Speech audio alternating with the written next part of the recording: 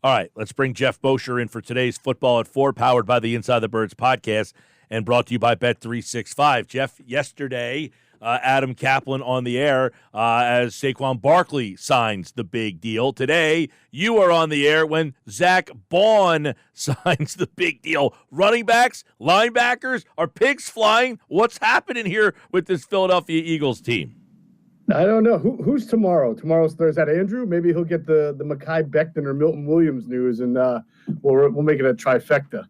I don't know. Are you surprised that they got this done before he got to free agency, or was the writing kind of on the wall that this is the guy that they wanted to target and get this done? No, I'm not surprised. A lot of extensions, in-house extensions, are done in that time frame between the end of the combine and the start of the new league year. Why? Well, because at the combine, teams do a good job of talking to agents and trying to get an idea of what the market is going to be for certain players, and they come back with that idea in mind. And then sometimes they'll make a move. Sometimes they'll see if that market truly develops.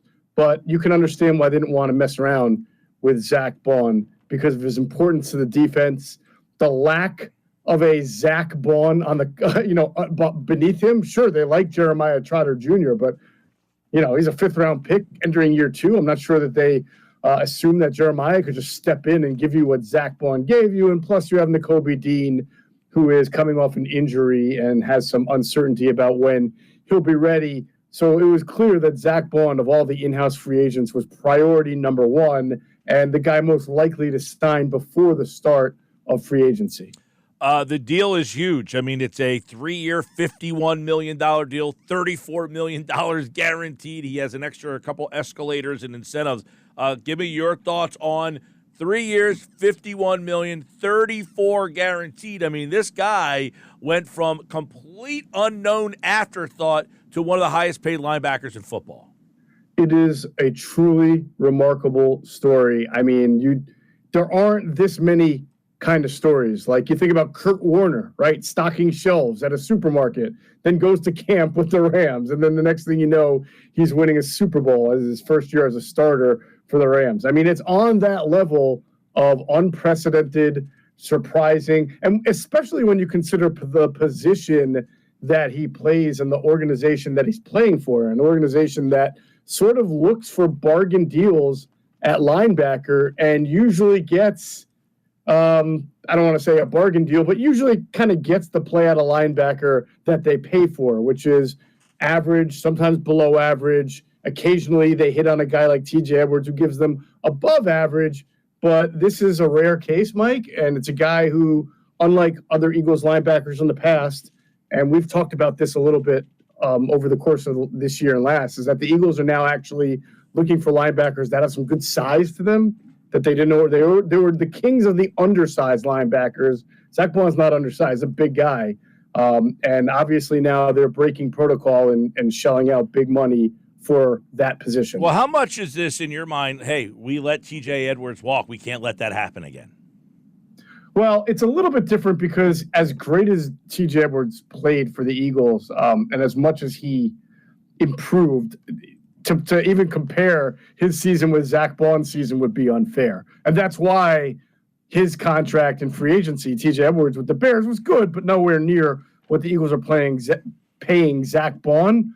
But to your point, I've said this to you a few times on the show ever since TJ left, and even more recently, Adam and I found out that was one of those moves that Howie, in retrospect, regretted.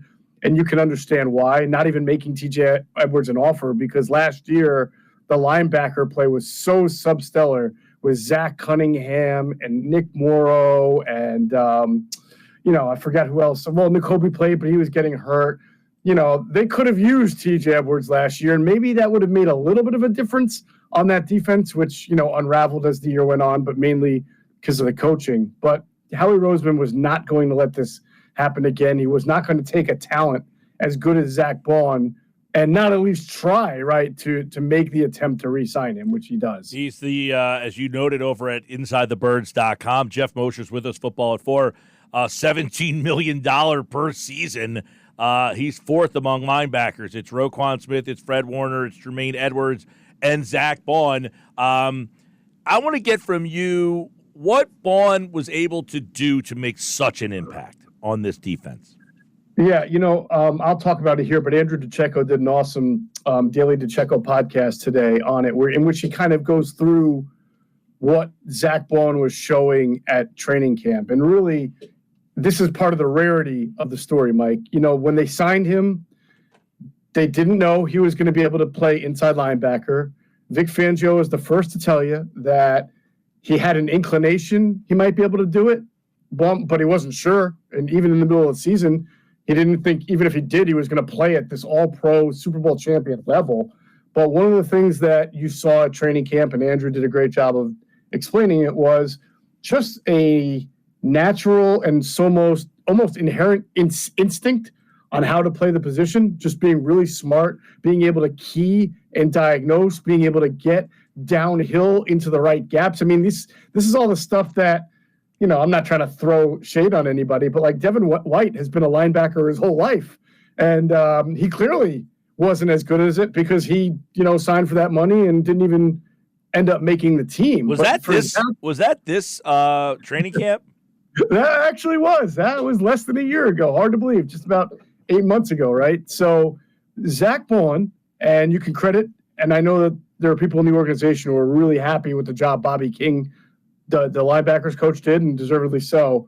You can credit coaching. You can credit a lot of things, foresight from VicFangio development. But really, this isn't going to happen with every guy that comes into the Eagles organization and plays linebacker. Zack Baun just inherently had what it took and developed and had the ability to be like a sponge and absorb and learn from whatever mistakes he was making in OTAs in the early days of camp and just grow and grow. And each week, Mike, you remember week 2, right, against the Falcons? That was not a good game for him. He kept getting cut blocked by the guard, the right guard whose name is escaping right now. Good player for the Falcons, Pro Bowl right guard. He kept getting cut blocked, and you saw him on his feet, and the run defense really struggled. Well, tell me when you saw that happen again. You didn't. Right. So great example of and that was after he had like an all. We were like, did the Eagles find an all pro and nobody told us? Like in that first game of the year in Brazil, yeah. Right? He was unbelievable that night. Right, and it was like that can't be real. And then week 2, you saw the flaws exposed, and you're like, okay, that's a little bit more like it. But then week 3, week 4, and then of course after the bye week, they played the Jaguars. I think it was. I want to say week 7, and Greg Cosell really made a note of this, and people should go back and check out that Inside the Tape with Greg Cosell after the Jaguars game. We highlighted it. We went through the all-22. First play of the game was sort of a 3-level flood concept on the right side where they tried to get Evan Ingram open in the Eagles zone, and he would have been. I mean, the play call was a good call. Nobody could have expected, not even Trevor Lawrence, that Baun was going to be able to key and diagnose where he was supposed to be in the depth that he had to take his drop to be able to disrupt that pass to Evan Ingram, because it was a play action. He should have been biting against the run. But that right there was such an eye-opening play. Like, this guy is making the kind of play that 6-7-year linebackers make, all pro, like a Fred Warner or a Roquan Smith. For Zack Baun to be making that play, 7 weeks into his first year playing the position, just showed you the accelerated growth and his mindset and ability to just understand the game fundamentally. Yeah, well, and the interception he made in the Super Bowl is another great example of him just making an unbelievable play based on instincts and what he was taught and what he studied that week. Yeah, if you think about the interior level of the Eagles defense, not just the talent, not just the dynamic athletic ability, but the instincts. Cooper DeJean's instinct, playing zone in Iowa and understanding zone in Vic Fangio's defense, Nakobe Dean understanding it, Zack Baun understanding it, and then you would have either Blankenship or many times C.J. Gardner-Johnson kind of coming down. He's played in similar defenses before. Those guys, I forget who said it, Mike, but someone was I read it somewhere. Somebody analyzed the Eagles defense leading up to the Super Bowl and said, I think it was Cliff Kingsbury on Radio Row, said it was the most elite level spacing he had ever seen on defense. Just guys understanding exactly where to be and when to be there. Well, it's one of the reasons why Geoff Mosher, I know he's not a free agent or anything, but I would not move Cooper DeJean out of that nickel spot. I think, that what you just said is something that is hard to find. They haven't been able to find a nickel. They have gone through a billion of them. Maddox hadn't been able to stay healthy, and when he played, he was okay, but they haven't been able to find a nickel. I would say Maddox was a pretty good nickel the first 3 years of his career. They went to the Super Bowl. I think he was the nickel at the time, right? But you're right, he has fallen off in the last 2 years. And it would make all the sense in the world to keep Cooper there. Right, and it goes to something I think we talked about on Monday is, them paying a running back and a linebacker, they kind of, does it kind of dispel the notion of what positions and the value that they're worth? If you just have a good player there, you can change that narrative. You could, and I'm very curious to see in the coming days when Zack Baun's contract becomes available to look at where the money is.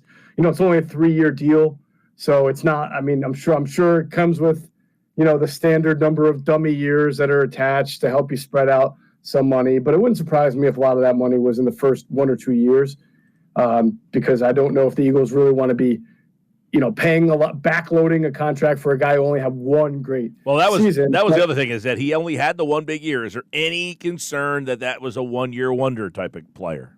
Oh, sure. If you look at the websites that are sort of cap oriented and try their best to project contracts for players, it was all over the map. Like, PFF had him at $15 million a year. One site had him at 11. One site had him at 8. One site had him at 17.5. Sam Finkel does great work for us. Had him between 11 and 13.5, I think it was. So, and again, it's 17 now. But let's see what the contract looks like when all is said and done. All right, Geoff Mosher, you were not on yesterday when Saquon Barkley signed. So let's get your football at 4 opinion on that deal. And, geez, $41 million 2-year extension, and I want to get I liken it to, okay, there was a lot of people texting in that said, why did you do this? Why did you go to him now?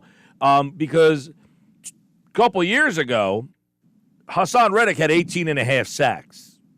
That's the best year you're ever getting out of him. The Eagles recognized that was the best year you're ever getting out of him, and they said, do it again, and he didn't. And then they traded him. You're not getting a better year out of 2,000 yards. I have a hard time seeing that Barkley has a better year in him. If he does it, God bless it, I'm wrong. I'll take that one. But are you surprised that they did this? Not really, because I might have talked about it with you. I know we spoke about it on the podcast and with our Patreon members. When you get that much production out of a guy on a contract that, it was high market value for running backs, but, still lower than what corners and wide receivers and edge rushers make. And he becomes one of the main reasons for your success and gets you there. It only makes sense. Plus, he didn't, to my knowledge, go to management and try to force the issue in it. And this is another contract that I sort of want to see, Mike, how the structure is, because it's very possible that all they really did was guarantee money that wasn't guaranteed in year 2 and year 3. And he's going to be on the team next year anyway.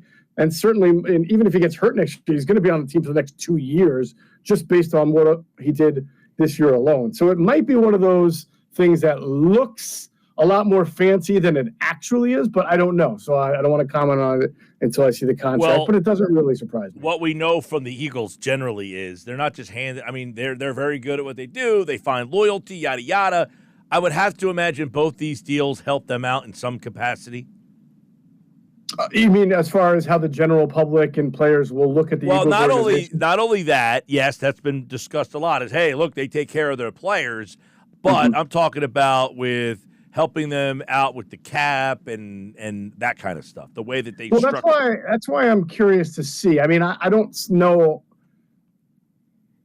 For Baun, he's got to get the $34 million guaranteed somehow over the year. So, it's either spread out over a long time and you're going to be, paying him potentially when he's not on the team, which the Eagles will do, or that's one of those deals that you get the payment out early. You take the big cap hits now and then next year, so that when it's time to extend Jalen Carter and Quinyon Mitchell and Cooper DeJean, you're not having a high cap number for Baun. So we'll see. Again, I don't know. And the same thing with Barkley. If they're just guaranteeing money that he was probably going to see anyway over the second and third year of his deal and then spreading it out with a few more dummy years, then, yeah, it helps the cap, but it may not be like it more helps with rollover space and cap space. The Eagles are a cash team more than the cap team anyway. According to Jeremy Fowler, by the way, the Eagles' priority was always Baun. The feeling in league circles is that Milton Williams and Josh Sweat will both hit free agency. But do you now feel that those two and or Becton, that there's a better seeing all this happen? Do you feel that there's a better shot that 1, 2, 3, none are back here? Yeah, hard to say. I would think that all three are at least going to make it to free agency before, as far as that, what you see with Baun, where he gets an extension before it begins. Becton's an interesting one. They should have an idea of what the market is going to be for him already. So maybe if it's not as bountiful, maybe you see Becton agree before the free agent period. But when you're talking about pass rushers, like especially a young one like Milton Williams, and a productive one like Josh Sweat, you tend to think that the money is going to be there, and you're going to want your guy to at least get into that market and see if teams start, spending the big money. It's Football at 4. Geoff Mosher from the Inside the Birds podcast. I know you probably had to do an emergency Barkley podcast, and now maybe an emergency Baun. Baun is back with the Birds, and so is Barkley. Geoff Mosher, Football at 4 here on the Sports Bash. Thanks, man. Love your alliteration, Mike. Keep it up. All Take right, care. He's back on Monday when free agency begins.